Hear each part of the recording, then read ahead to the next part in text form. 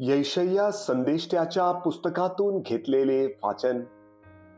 यहुदाचा राजा आहाज बिन योथाम बिन उजेया याच्या काळी असे झाले की अरामाचा राजा रसीन आणि इस्रायलाचा राजा पेकह बिन रमाल्या हे येरुशलेमे बरोबर लढण्यास चढाई करून गेले, परंतु त्यांची त्यावर काही सरशी झाली नाही. अरामाची एफ्राईमाशी जूट झाली आहे असे दाविदाच्या घराण्याला कळवण्यात आले. तेव्हा रानातील वृक्ष वाऱ्याने कापतात तसे त्याचे मन आणि त्याच्या लोकांची मने कंपित झाली.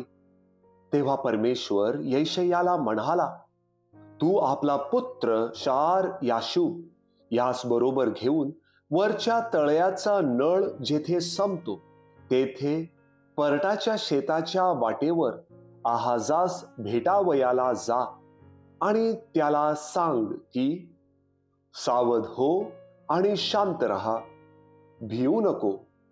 या दोन कोलितांच्या उरलेल्या धुमसणाऱ्या शेपटांमुळे म्हणजे क्रोधाने भडकलेले अरामी रसीन आणि रमाल्याचा पुत्र यांच्यामुळे तुझे मन खचू देऊ नकोस.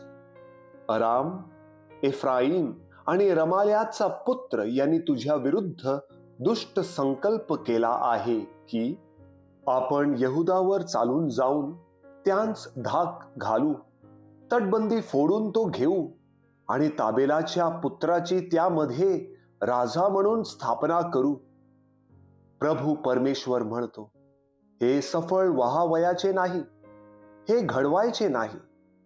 अरामाचे शीर दिमिश्क आणि दिमिश्काचे शीर रसीन, एफ्राईमाचे शीर शोमरोन आणि शोमरोनचे शीर रमाल्याचा पुत्र. तुम्ही भाव ठेवला नाही तर तुमचा निभाव लागणार नाही. प्रभूचा शब्द. देवाला धन्यवाद.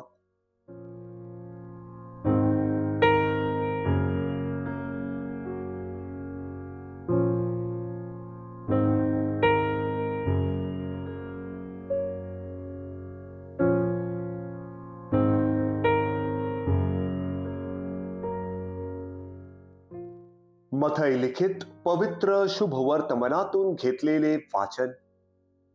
ज्या ज्या नगरांमध्ये येशूच्या पराक्रमाची बहुतेक कृत्ये घडली होती तेथील लोकांनी पश्चाताप केला नाही म्हणून त्यांना तो असा दोष देऊ लागला.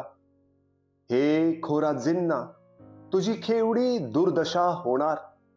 हे बेतसाइदा, तुझी केवढी दुर्दशा होणार. कारण तुम्हामध्ये जी पराक्रमाची कृत्ये घडली ती सोर आणि सिदोन ह्यात घडली असती तर त्यांनी मागेच गोंडपाट आणि राख अंगावर घेऊन पश्चाताप केला असता. पण मी तुम्हास सांगतो की न्यायाच्या दिवशी सोर आणि सिदोन यांना तुमच्यापेक्षा सोपे जाईल. हे कफरनहूमा, तू आकाशापर्यंत चढवले जाशील काय? तू अधोलोकापर्यंत उतरशील.